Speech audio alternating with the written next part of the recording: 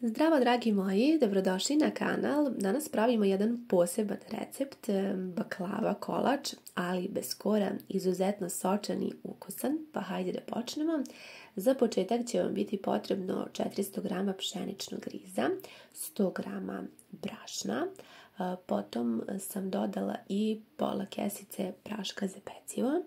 Sljedeći sastojak je rendena kora od limuna. Možete koristiti i malo narančine kore ili ukoliko želite stvarno pravi duh orijenta, onda kašika ružine vode ako želite orijentalnu notu. Pored toga dodat ćemo i jednu srednju kašiku šećera. Ja sam ovog puta koristila smeđi šećer.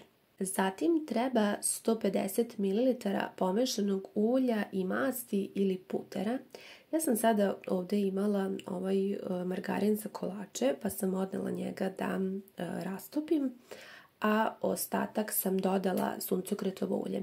Dakle, po receptu bi najbolje bilo da bude pola suncokretovo, a pola otopljen puter ili recimo mast, zavisi šta vi imate kod kuće.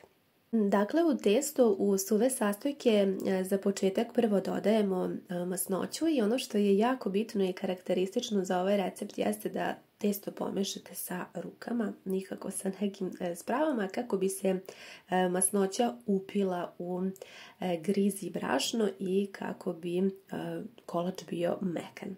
Dakle, utrljavamo prstima u griz. Ovo je ključni korak zato što griz mora u potpunosti da upije masnoću da bi kolač bio mekan i da se slučajno ne bi lomio.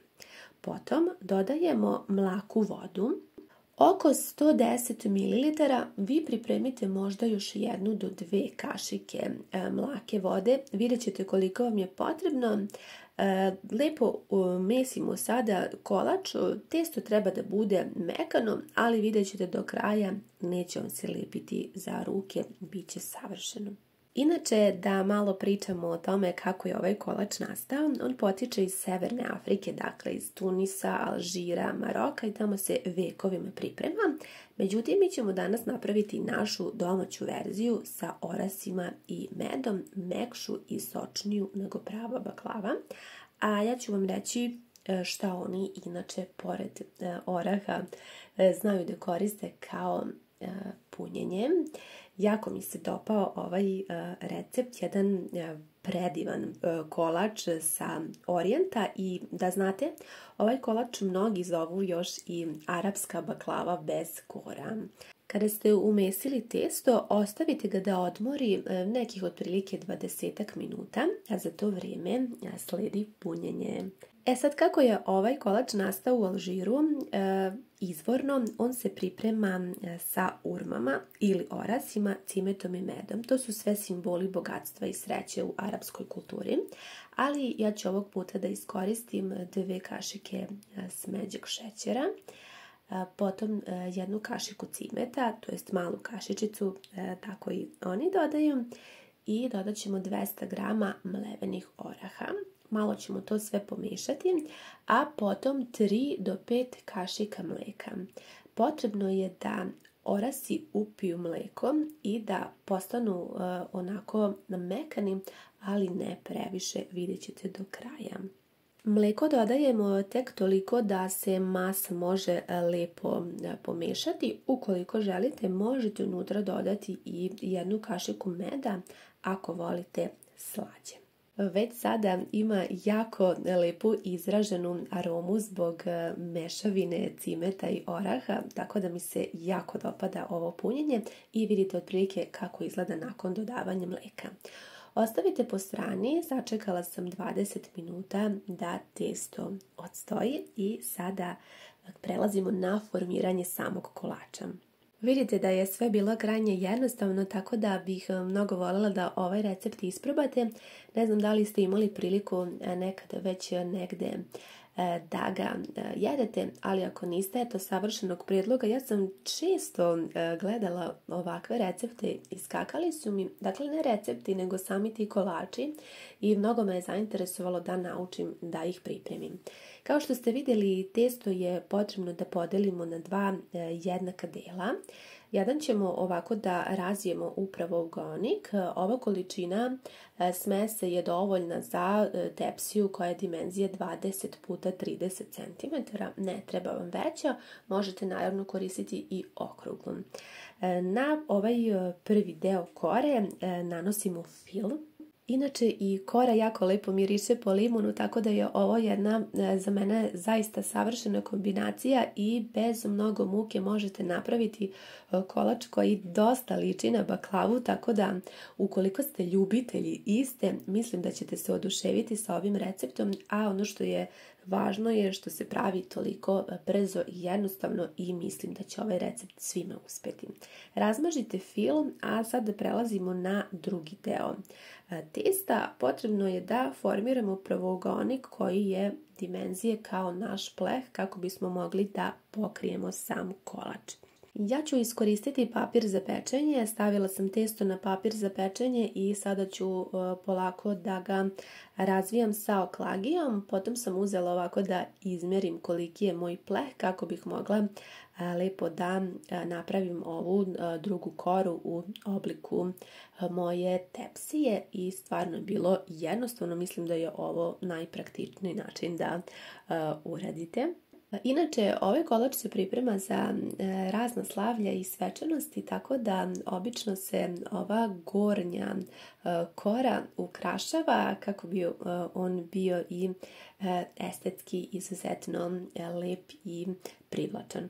Odvojit ćemo sada koru od papira za pečenje i preostaje nam da kolač prekrijemo sa ovim drugim delom kore, da je blago utisnemo. Ukoliko negde imate viškove, možete ih slobodno odstraniti kako ne bi slučajno neki kraj bio previše debel.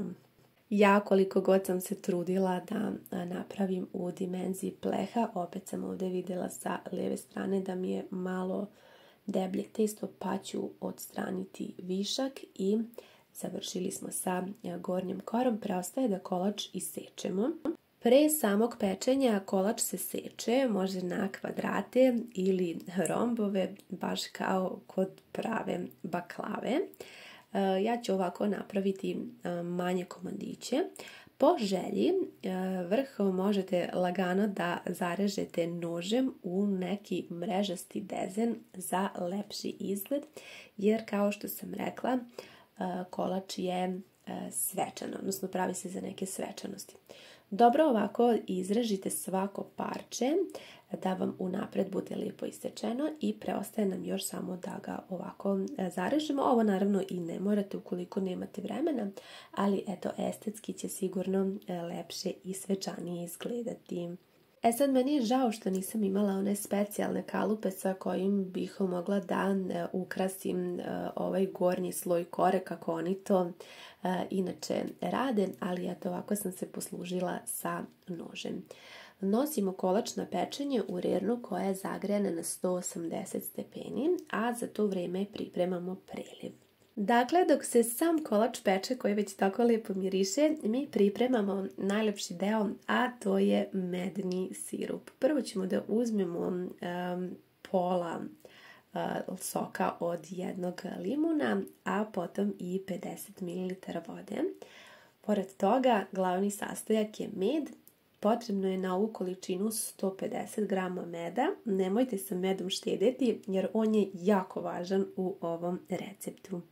Ja ću ovako lijepo da sjedinim sve sastojke i sad ono što je jako bitno kod ovog kolača jeste da ovu smesu je potrebno da zagrejete da bude mlaka.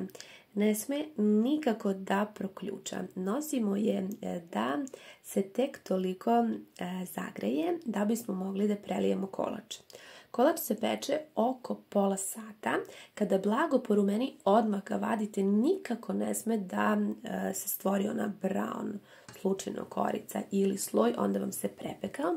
Treba da ostane ovako svetao. Dakle, kolač vruć vadimo iz rerne i odmah ga prelivamo sa toplim sirupom.